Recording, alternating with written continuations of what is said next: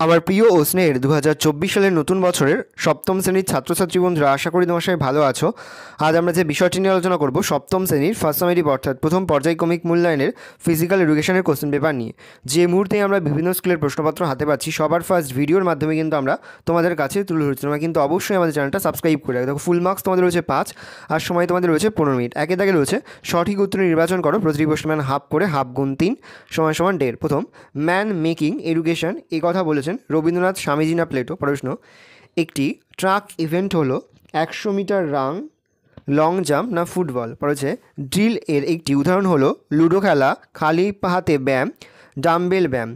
2 শূন্যস্থান পূরণ করো, প্রশ্নের মান হাফ করে, হাফ গুণ 3 সমান সমান 1.5। প্রথম, একটি প্রত্যক্ষ বিনোদন হলো ড্যাশ? প্রশ্ন, গ্রিক শব্দ ড্যাশ থেকে জিমন্যাস্টিক কথাটি এসেছে। প্রশ্ন, এনসিসির মূল মন্ত্র হলো একতা ও ড্যাশ। 3 যে কোনো দুটি প্রশ্নের উত্তর দাও, প্রশ্নের মান 1 করে 1 × 2 সমান সমান 2। বিনোদনের প্রধান 4টি শর্ত লেখো, উষ্ণীকরণ কাকে বলে? প্রশ্ন, শারীর শিক্ষার 2টি উদ্দেশ্য লেখো।